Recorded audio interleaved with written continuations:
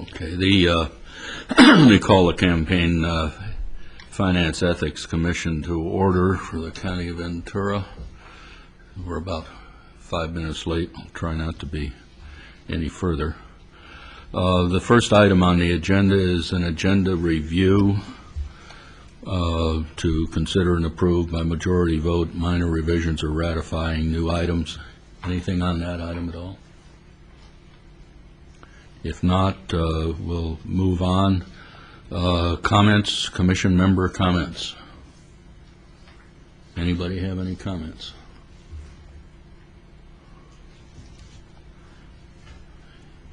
Hearing none, I presume that there are none. Number 3, public comments, and we do have a speaker on public comments.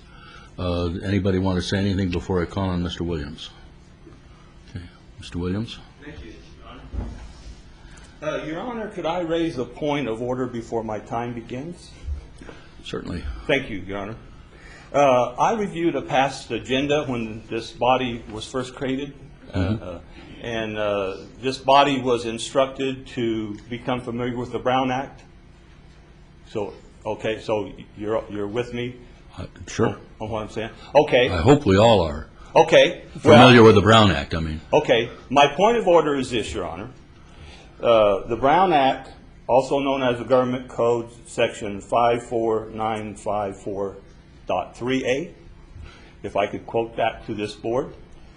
The Brown Act specifically provides that this commission may not, quote, prohibit public criticism of the policies, procedures, programs, or services of this commission or of the acts or omission of this commission, unquote. All right. All right. So I'm here this morning or this afternoon to fulfill my public criticism, and I just wanted this board to know that so you're not caught off guard. And that would be my point of order, that this commission understands.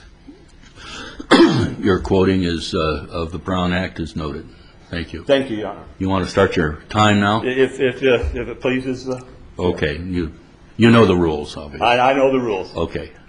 Thank you, Carol Williams, 61-year resident.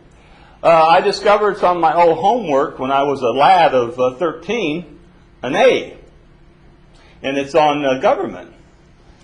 And one of the assignment was duty, the thing that is right to do. It is your duty to obey the laws. I was a little shocked, but not surprised, that Ms. Ranier has contributed to Kathy Long's campaign, Kathy Long for supervisor. Kathy Jones has contributed to Friends of Steve Bennett, and Ms. Tolmash has contributed to Flynn for supervisor. I just found that interesting that you're making judgment on these people, and I don't know if that's recorded anywhere or not, but I found that. And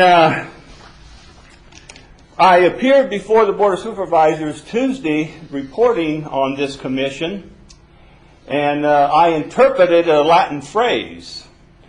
The American interpretation of a Latin phrase is the Board of Supervisors are assholes. So I verified that from the internet. This is off of the internet. If you make decisions when you don't know shit about a subject, you are an asshole. Where is this coming from? This comes off the internet. Well, this is usage. The reason I'm concerned Okay. is obviously you have a right to speak, but this is getting into profanity, and I would hope we didn't do that. Well, I'll be more specific. The United States Supreme Court says it's obscene, but obscene is protected speech, which that's why I'm using the public comment, because the federal court has ruled I'm protected, even on obscene. So it's not profanity. There's a difference between profanity and obscene. This is obscene. But I'm standing on my First Amendment right to speak it. And I'm going to speak on another item. So this is my introduction. And I will reserve my time for item 7, I believe. Okay. 27 seconds. How much? 2 minutes and 27 seconds. Thank you. That's what's remaining? Correct. Okay. Thank you. Very much, Mr. Williams. Any other public comments? If there are none, I'll move on to item 4, approving the minutes of the meeting of June 9th, 2006. Second. Moved and seconded. Any other comments? We call for the motion. All in favor, say aye. Aye. Opposed? Carried. Number 5 is a filing of an information review report by elections for the semi-annual campaign report ending June 30th, 2006.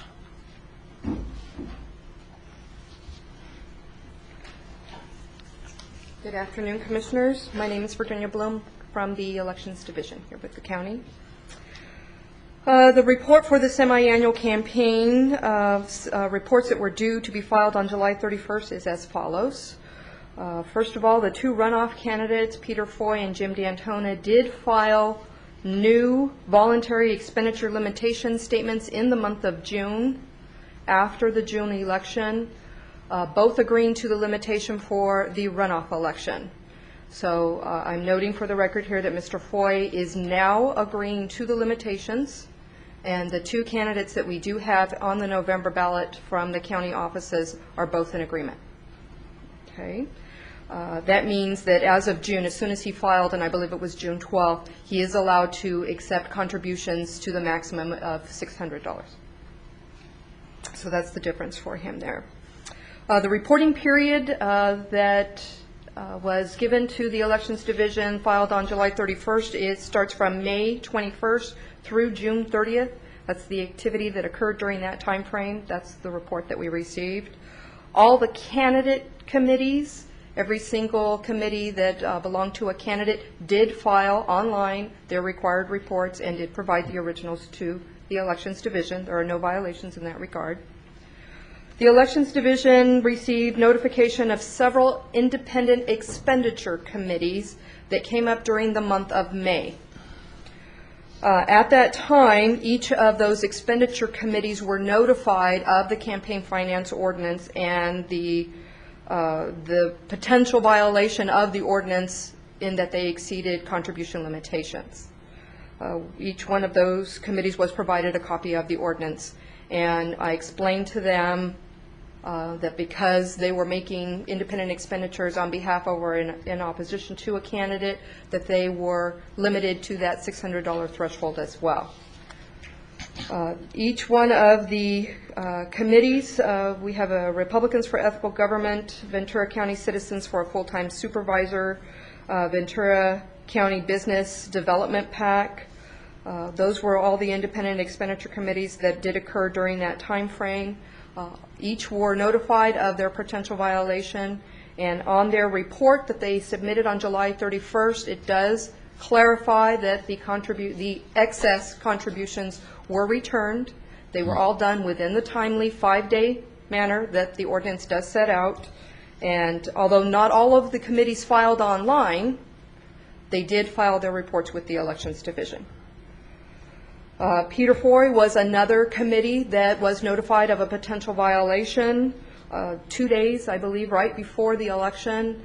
There were duplicate contributions from the same contributor. The treasurer was notified, and the very next day, the treasurer notified the Elections Division that those contributions were returned, and that is reflected on their July 31st report. Okay. However, during that time frame, during the month of May and June, the ordinance does set out that as soon as we are made aware of a potential violation of the ordinance, we are required to forward those potential notices to the Ethics Commission as well as the District Attorney's Office, and that was done by the Elections Division at that time. Okay. All of the independent expenditure committees did file their required report. However, not all of them filed online and on time. There were 2 committees that did not file on time, one of which was Louis Mazzari. He made an independent expenditure, or excuse me, he refused to sign the county's independent expenditure form during the month of May. Indicated that we would need to wait for his semi-annual report that would outline the contributions that he had made to the various county candidates. He filed 2 weeks after the filing deadline. His initial report did indicate that he did make 2 contributions to a particular candidate. However, last week I received an amended report from Mr. Mazzari indicating that one of those contributions was an independent contribution or expenditure on behalf of his independent committee and not as a direct contribution to the candidate. The other committee was the Republicans for Ethical Government. Their violation included excess contributions as well as the fact that they did not file the 1275 form, which is swearing under penalty of perjury that their independent expenditure is just that, independent of the candidate, and providing the county with a copy of their ad prior to publication. They did provide us with that form. It was unfortunately well after the fact, but they did, with their semi-annual report, did comply with that requirement of providing that form as well as a copy of the ad. There were no other further violations that the Elections Division found with regard to the July 31st report. I can tell you that the Elections Division did receive notification of yet another new Independent Expenditure Committee today, and that is with regard to the November election. We have sent them notice and a copy of the ordinance pointing out the contribution and expenditure requirements on behalf of this committee. And that's all we have. Thank you very much. Any comments at all on the report? Sounds we're getting substantial compliance. There is some, yes. Yeah, that's good. Thank you very, very much. Item number 6 is notice of no probable cause finding in case number 2006-07, Republicans for Ethical Government. Consider and approve that. Does anybody have any comments or any discussions on this? If not, I gather we need a motion to approve the finding. Moved and seconded. Any other comments? If not, all in favor say aye. Aye. Opposed? That's approved. Item number 7 is also a notice of no probable cause finding in case number 2006-011, Supervisor Parks to consider and approve. We have a request for comment on that item from Mr. Williams. Mr. Williams, Thank you. you may. Geraldine Williams. In the Ventura County Star on September 12, 2006, Matthew Smith, your counsel, is quoted as follows. The finding of probable cause means that the allegation would be a violation of the county ordinance if it turned out to be true, Assistant County Counsel Matthew Smith said. True. Mr. Chair, Commissioner Regier admits that it's true. She said that Supervisor Parks violated the ordinance. It's true. So I go back to, if you make decisions when you don't know shit about a subject, you are an asshole. The board of supervisors, yes, you. The board of supervisors is the lawmaker here, not this commission. This is what the Board of Supervisors passed and is the law and your duty to obey it. Quote, Section 1289, all broadcast and print advertisement placed by county candidates or their control committee shall, mandatory, include a clear written or spoken statement indicating that the candidate has approved the contents of the advertisement, unquote. That's the law. The evidence was proof that it's true. That is probable cause. You have a lying, corrupt commissioner on this board, and that can be removed for cause. But no one will tell me the process to remove for cause. Maybe she should take the high road and resign. Or keep being labeled what she has done. Because the Latin interpretation of the menius in American language is you are an asshole. That's the way it interprets in the American language. Your Honor, you've been a judge. I have, and if this was a courtroom, I wouldn't allow that language. I know but it. It's not. And I never use it in your courtroom No, either, did in I? fairness, you didn't. Okay, thank you. But this is not a courtroom. Yeah. Time is up. Thank you. Anyone else have any comments at all on this matter? It would be my intention to call for approval at this point if I don't hear anything else. Second? Okay. Any further comment? If not, all in favor say aye. Aye. Opposed? Carried. Item number 8, notice of no probable cause, case number 2006-012B, also Supervisor Parks. Any discussion on that? If not, I'd need a motion.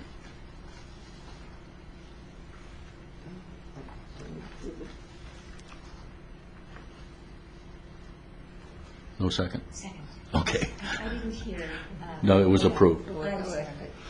All right, I have a motion and a second on item number 8. All in favor say aye. Aye. Opposed? Carried. Number 9, status of pending complaints. Oral report. Yes, Chair Peck and Commissioners, Del Tompkins with the County Executive Office. I wanted to just give you a brief update on where we're at with the number of complaints that have been filed in the current year, actually starting in April of this year. When the Commission was actually established in '03, in '04 we had 2 complaints filed, in '05 1, and as of yesterday 13 complaints have been filed so far in '06, but keeping in mind obviously that the activity level of complaints will ebb and flow as elections that pertain to local county offices are before the voters. Well, all of those complaints that won't necessarily come to us in any event, will they, because they may get compliance? They actually will all come to the Commission at some point for either confirmation of a finding of no probable cause or a full hearing based on what an investigator may have found with regard to findings concerning allegations of violations. Okay. So they will eventually all come to the Commission. I wanted to let you know that as of present, we've had 5 no probable cause findings on those 13 complaints, 7 probable cause determinations, and 2 are currently under review for probable cause. And I will say that the vast majority of those filings took place during the summer months when we had staff and commission members both out on vacation. So I would like to commend the chair and the commissioners for picking up the slack and helping out to get those done in a timely manner, because I know that was very difficult. At one point, we actually had the chair and the vice chair gone at the same time. And because of the sheer number of probable cause determinations that are now pending before us, we have found that the concept of using volunteer attorneys to do these investigations is not turning out to be as practical as we had hoped. And what the County Executive Office is currently doing is we're looking at contracting with attorneys, preferably in the Los Angeles area, to avoid conflicts of interest, as we've found when we've contacted volunteers that some have indicated conflicts based on either knowledge of or personal acquaintances with the members who are either filing the complaint or having the complaint filed against them. So that's just an update for you as to where we're at. I did receive one response back. We've contacted two different groups of attorneys. One response back from a person indicating that they have a very heavy workload between now and November, but would be willing to help the commission after the election. And the other group, I'm hoping to hear something within the next few days. Does anybody have any comments or any objections to the staff proceeding the way they're proceeding? It would appear, at least on the surface of things, that we'd be asking too much of volunteer lawyers if we did not finally go. I know the Board of Supervisors wanted to keep this as low budget as they could, but it probably isn't going to be feasible. That's my opinion anyway, but anybody have any other comments? We have 6 volunteers and 7 pending probable cause and 2 outstanding, so even if each one were to take one, we'd still be overburdening volunteers. Yeah. And what we found with the volunteers, as interested as they are in helping, they still have paying clients that they need to attend to first. And so our workload isn't really being given the priority that it needs to be. Yeah. And, it's also getting into the point where people are starting to quote Latin now, which makes it more difficult.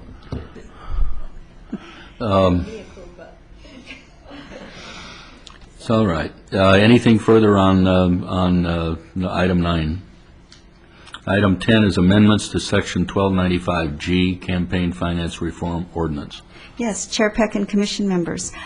We took an item to the Board of Supervisors, and it was approved at the board meeting yesterday for final adoption. It's an amendment to Section 1295G of your ordinance. And basically what it does is it extends the length of time served by a commission member in order to be reappointed to the commission. And I know that will thrill some of you. There's actually 3 of you that would be impacted by the change to the ordinance, which will take place, I believe, in 30 days from the date that the board approved it. The 3 members whose terms will be impacted would be the chair, Judge Peck, Commissioner Renier, and Commissioner Peterson, who was not able to be with us today. So that change is going to be effective in October. And we all know that the chair's term is technically up, but you would be eligible for reappointment. So, I will be gone most of October. Please don't take advantage of that.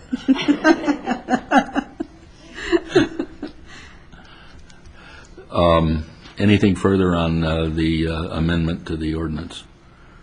Item number 11 is commission operating policies. To receive and file operating policies as revised and adopted. Are there any? This was really just to give you the final version of the operating policies that we changed numerous items, really mostly administrative types of things, and your commission adopted that in June, but we wanted to give you the final version. Okay. Item 12 is an informational item, receive and file November 7th, 2006, filing deadlines for the campaign report. This is informational. We received the new filing deadlines. We've printed it on colored paper so you can find it easily, provided by the Elections Department. And this will tell you what the various deadlines are for the November election, for statements that reports that need to be filed by the committees. And all of the parties impacted by this have that same. Correct. Correct. All right, I will receive and file them without objection. Hearing none. Also, I have these 2 time cards you may want to put in your file. Item 13, also informational, receive and file notice of public forum on campaign finance reform in California, et cetera, et cetera. I will receive and file that as well without objection. Hearing none. Item 14 gets us to scheduling the next meeting. And that I would like to at least get some tentative idea from commission members of their availability as we are able to get the pending probable cause cases referred out for review and investigation, and as those come back, we will need to schedule some time with the commission for you to consider those. I can't imagine that that's going to happen within 30 days. I would be surprised if that were the case, but if we could look at some maybe dates in early November that the commissioners might be available, and in particular days of the week that are the best. I'd rather that it not be, personally, I'd rather that it not be the first week in November. Okay. Hoping to be out of town. I would rather it not be held on a Wednesday. Okay. If possible. And I believe Dr. Peterson's availability is on Friday, Correct. which I would want. Okay. And how about the rest of the commission members? Are there, No. Friday's better for you? I don't know about better, but it's okay. Okay. All right. So perhaps then the second Friday in November as a tentative? Is that the 10th?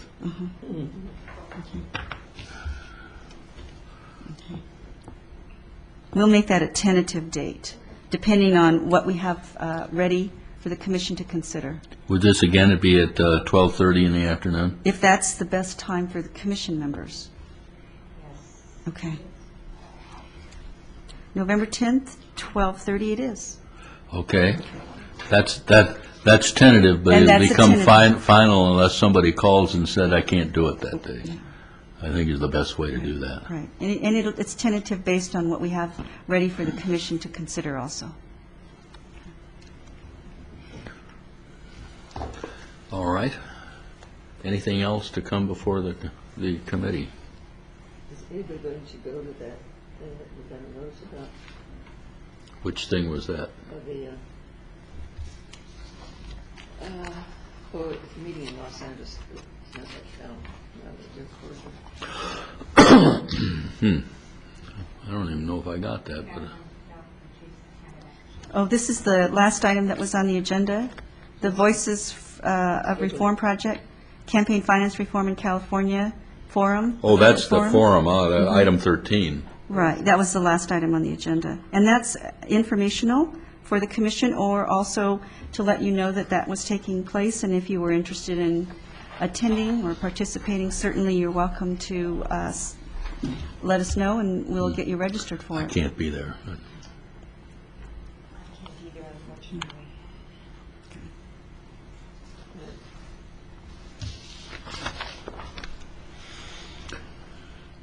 If there's nothing else to come before the commission, I'll declare the meeting adjourned. Thank you all very much.